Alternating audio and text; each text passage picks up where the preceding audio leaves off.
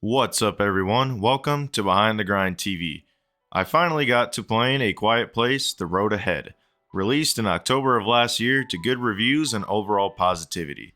I'd say I'm a fan of the Quiet Place film series. I'm not like a super fan or anything, but the world that was created is interesting enough. As you all know, the game takes place in the same universe as the films, and while not directly linked to any of the three movies, it still tells a pretty compelling story on its own. So, what did I think of A Quiet Place: The Road Ahead? Before we begin, I want to ask you to please consider liking this video and subscribing to the channel with the bell notifications on. On another note, thank you all for the support here on the channel, and without further ado, let's take a closer look at this installment of A Quiet Place.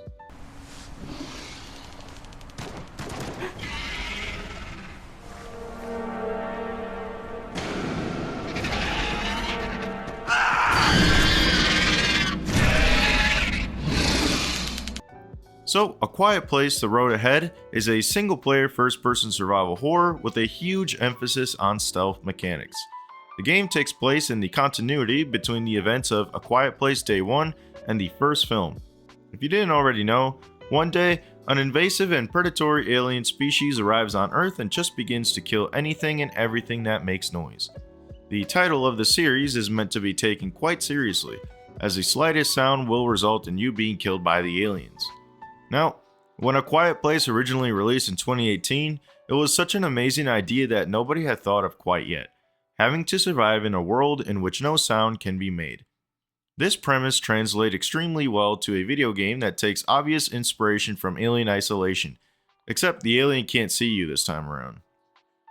The Road Ahead follows main character Alex as we follow her on her journey towards survival.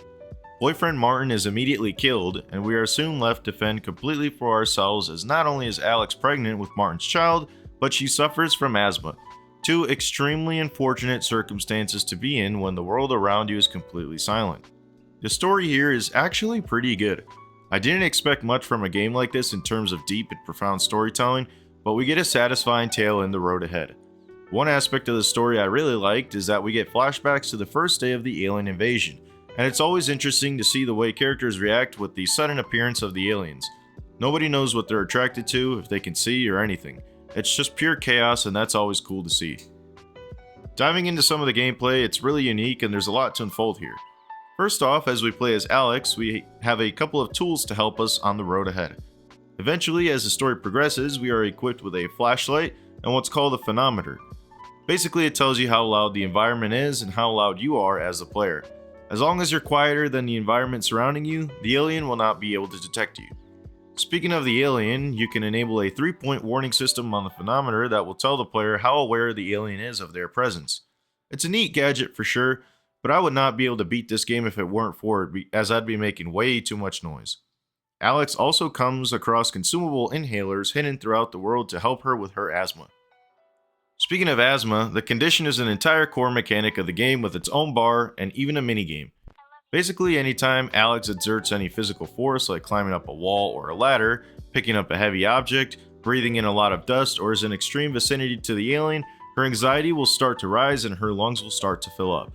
Allow her lungs to hit max capacity and you will be forced to play a timed minigame where, if you screw it up, Alex will have an asthma attack, but if you successfully clear it, she'll be fine for a little longer.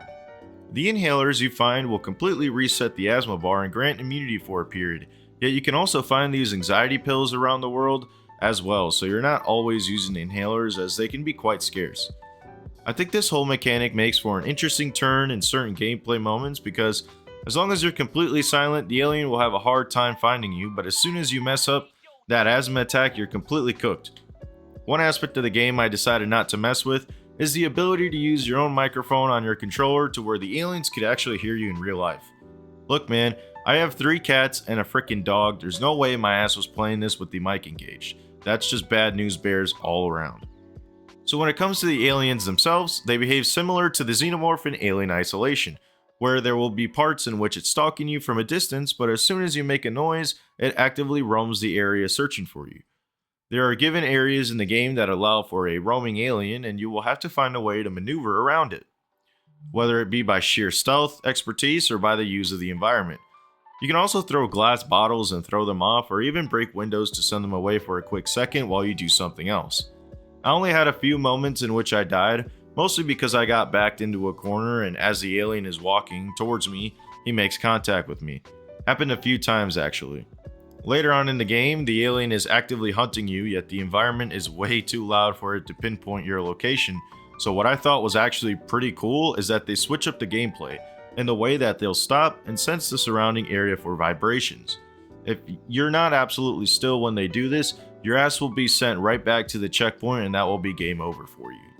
Now I will say, I personally like these types of survival horror, stealth focused games, but if you're not the biggest fan, I'm conflicted as to whether or not I should recommend this game. This entire game, or at least 95% of it, is slowly creeping your way around trying not to make noise. That's not entirely the game's fault though, because that's the way the lore is set up. If a quote walking simulator doesn't bother you, I'd say go for it. The road ahead offers interesting gameplay, a good story, and really awesome graphics. This is indeed a nice game to look at. So what did you think of A Quiet Place: The Road Ahead? Have you played it? If you plan on buying it because of this video, please let me know in the comments down below along with all your other thoughts about the game. If you enjoyed the video, please give it a like and subscribe to the channel for more content. Thank you so much for watching and for all the support here on the channel. This has been Behind the Grind, and I'll catch you on the next one. Peace!